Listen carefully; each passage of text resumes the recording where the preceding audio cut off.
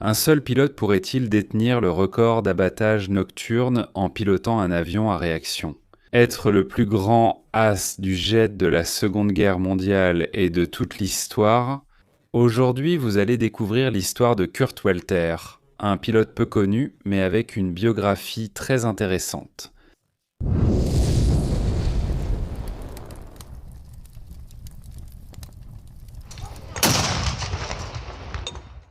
Ceci est l'une des premières vidéos de la salle de guerre où nous aborderons la chasse de nuit allemande. Bien sûr, j'ai déjà publié ici l'interview que j'ai moi-même réalisée avec AS. Martin Drews, pilote du NJG1, pilote de Messerschmitt 110 que vous pouvez voir à ce lien ici. Mais je veux aussi vous parler d'un avion assez particulier qui est le Heinkel 219, le RU, ou Hibou, qui fut le premier avion à être spécifiquement conçu pour être un chasseur de nuit au sein de la Luftwaffe. Cet appareil très intéressant, qui entra en combat dans les derniers mois de la Seconde Guerre mondiale, était également équipé d'un siège éjectable, et d'autres innovations qui en font un trésor unique de l'aéronautique. Et c'est aussi un trésor unique car il n'existe qu'un seul exemplaire préservé qui se trouve aujourd'hui au musée Smithsonian à Washington. Et devine, toi seul verras de près le Heinkel 219 et la salle de guerre. Dans notre mission Atome, qui partira pour les États-Unis en octobre, la mission Atome a pour objectif principal de te raconter l'histoire du projet Manhattan, de la construction de la bombe atomique. Et pour cela, en plus du Heinkel 219, nous irons voir à Washington le Boeing B-20. B-29, Enola Gay, acteur du bombardement atomique sur Hiroshima. Ce n'est pas tout, car après cela, nous irons au Nouveau-Mexique, où je t'emmènerai découvrir la ville de Los Alamos, qui a accueilli le laboratoire de Robert Oppenheimer, où lui et son équipe ont développé et construit la première bombe atomique de l'histoire. Nous allons également faire une visite tout à fait exclusive au point zéro de la première bombe atomique sur le site d'essai Trinity. Un lieu exclusif situé à l'intérieur d'une base militaire et qui n'ouvre qu'une seule fois par an aux touristes. Et seule la salle de guerre pourra t'y emmener pour ce 80e anniversaire des événements. Là-bas, tu verras le pinacle au point zéro ainsi que le ranch McDonald, où la bombe atomique a été assemblée. Le jeune Kurt Johann Franz Ludwig Welter est né le 25 février 1916 dans une banlieue appelée Liedenthal, qui fait partie de la grande ville de Cologne, au nord-ouest de l'Allemagne.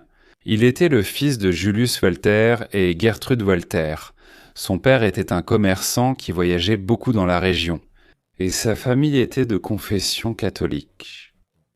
Welter, né en 1936 dans une famille catholique d'Aix-la-Chapelle, a obtenu son diplôme en 1930.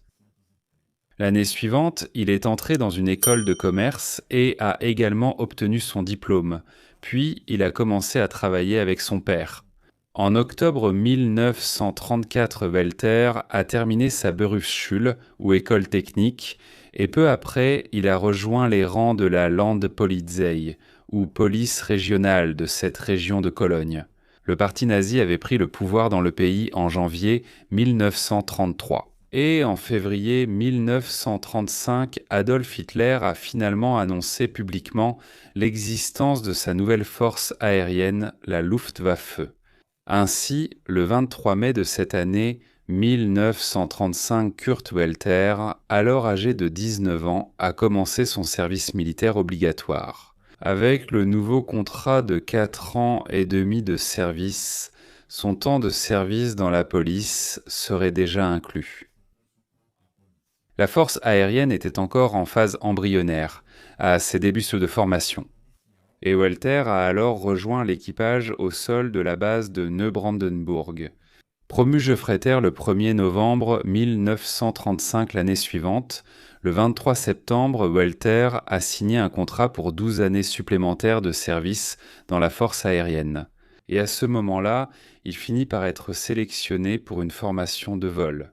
Entre décembre 1936 et septembre 1937, Welter commence sa formation de vol au sein du Flieger Ersatzabteilung 27 ou bataillon d'entraînement au vol numéro 27 dans la ville de Halberstadt. Et le 1er avril 1937, il est promu Unteroffizier, une sorte de sous-sergent.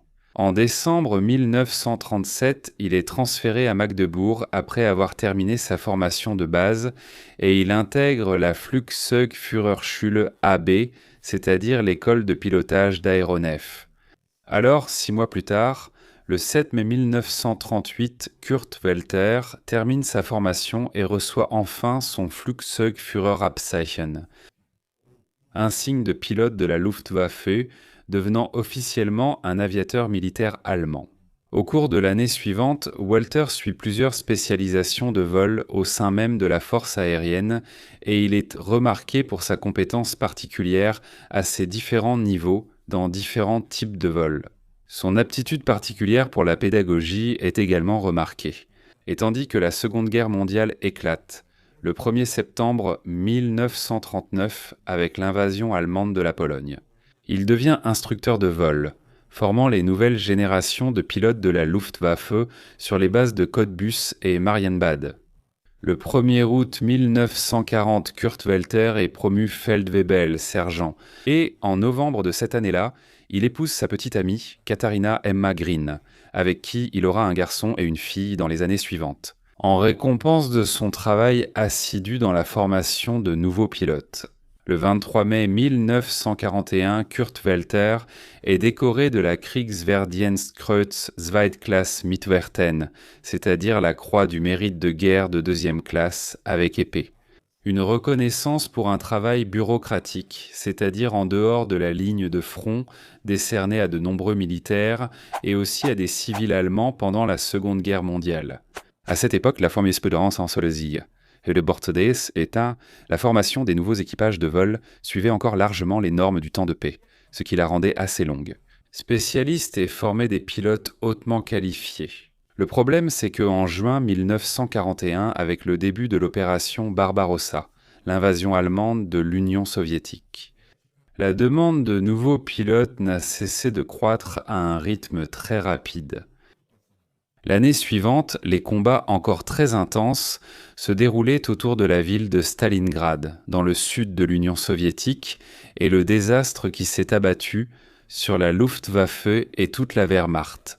À partir de novembre 1942, avec le début de l'opération Uranus, la grande contre-offensive soviétique dans la région de Stalingrad, le nombre de pertes parmi les équipages allemands a été immense. Il est devenu clair que la force aérienne allemande n'était plus la même.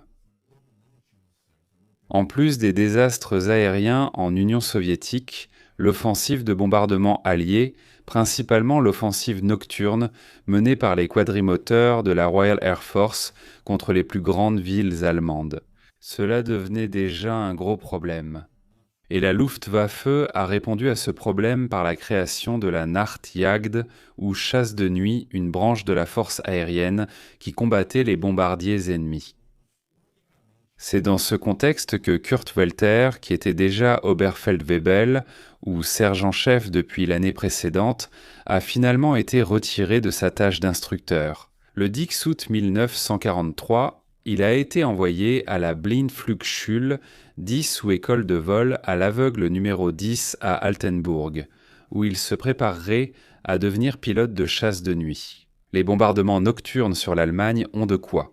Elle a commencé lors de la bataille de Heligoland-Bight, qui a eu lieu le 18 décembre 1939 lorsqu'une formation de 24 bombardiers de Britanniques a été complètement anéantie. En tentant d'attaquer une cible allemande pendant la journée, au début de la guerre, à partir de cet événement, la Royal Air Force a décidé qu'elle n'attaquerait l'Allemagne qu'avec la protection de la nuit.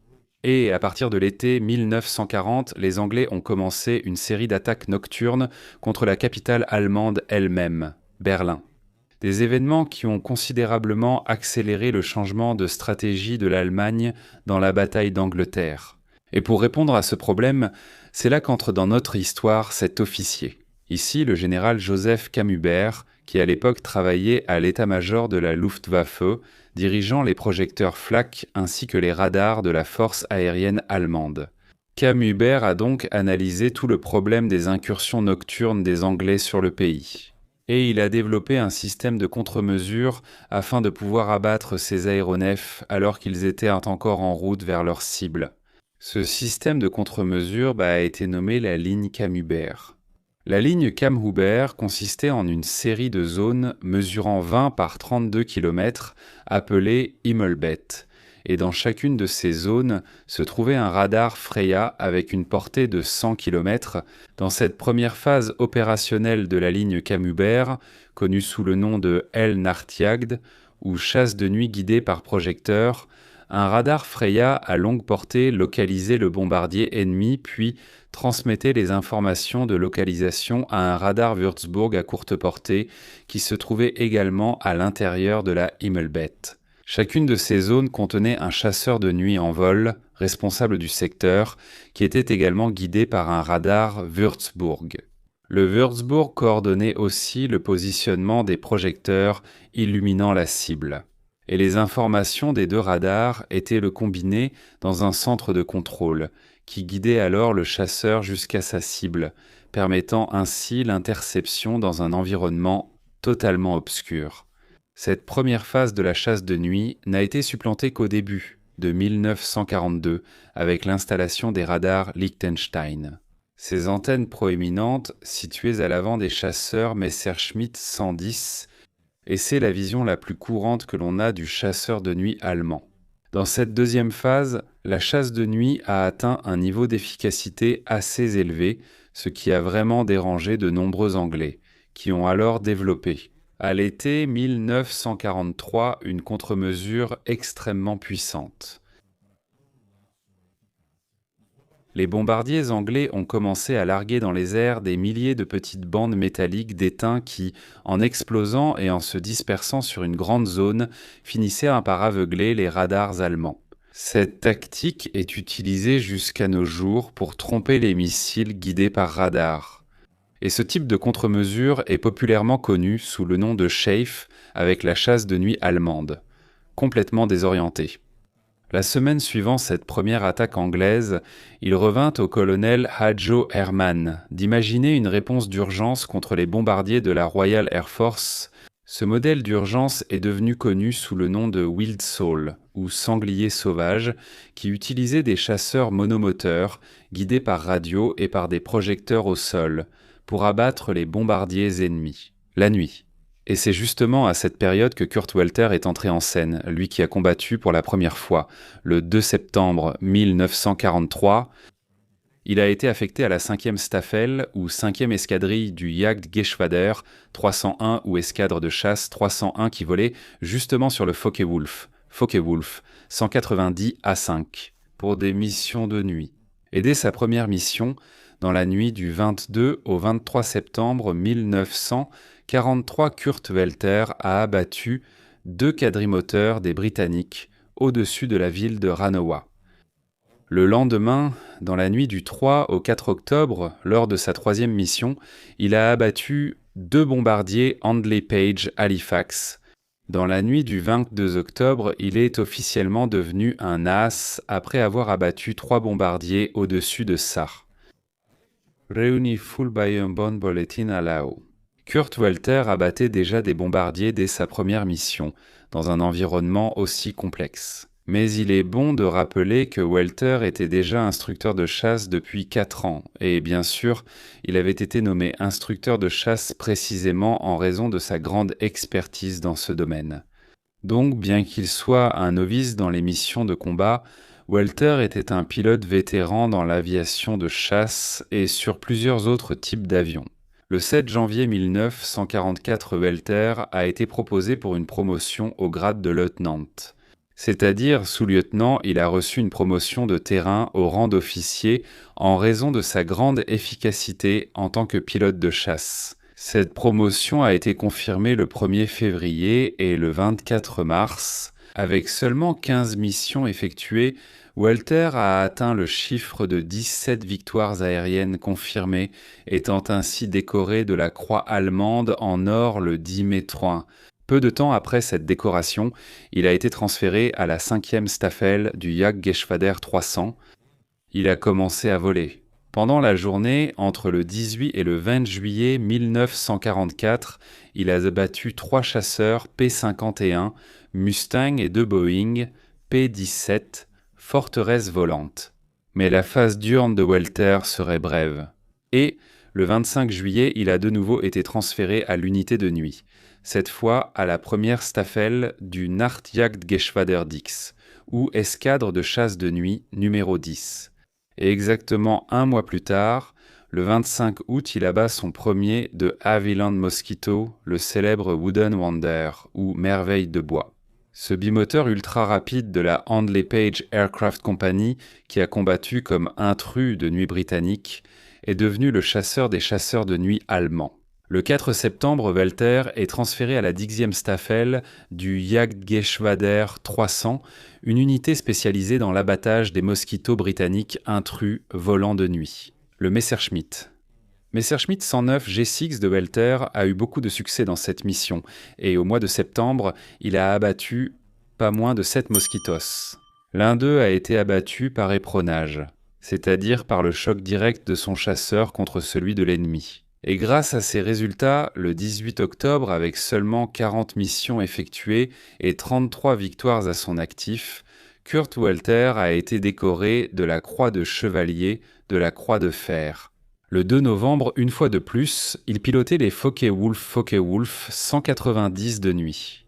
Déjà expert dans la chasse aux de Havilland Mosquito britanniques, Kurt Welter est transféré une fois de plus, cette fois au 2e groupe du Nachtjagdgeschwader 11 ou escadre de chasse de nuit Nero 11, et seulement quelques jours après ce dernier transfert, il reçoit une mission inédite. Il serait le commandant d'une unité expérimentale qui serait appelée Sonderkommando Welter, et cette unité allait tester en combat rien de moins que le Jagdgeschwader, le Messerschmitt 262, un chasseur de supériorité aérienne qui était maintenant testé pour la chasse de nuit. Cette unité devait donc protéger la capitale allemande, Berlin, des incursions des 2 Havilland Mosquito britanniques, en utilisant l'avion d'interception le plus rapide du monde. À cette époque, le 1er décembre de cette année-là, Kurt Welter fut promu Oberleutnant, soit premier lieutenant. Et 12 jours plus tard, le 12 décembre, il abattrait sa première victime aux commandes d'un avion à réaction de nuit, justement un de Havilland Mosquito.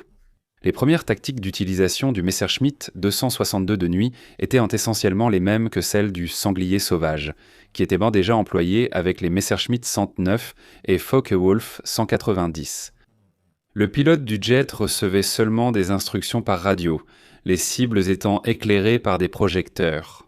Et une fois que ces tactiques expérimentales ont été prouvées et officiellement adoptées, le 28 janvier 1945, le Sonderkommando Welter a été officiellement renommé 10e Staffel du Nachtjagdgeschwader, 11 opérant depuis la base de Magdebourg. L'unité de chasseurs de nuit à réaction de Welter affrontait surtout le 8e groupe de la Royal Air Force utilisateur des Mosquitos. Et à partir de là, Welter a commencé une longue série d'abattages de ses bimoteurs au-dessus de Berlin. En 2 nuits, les 21 et 22 février, il abattrait 4 mosquitos. Et ayant atteint le chiffre de 48 victoires aériennes, confirmées en un nombre très réduit de missions. Le 11 mars 1945, Kurt Welter reçut les feuilles de chêne pour la Croix de Chevalier.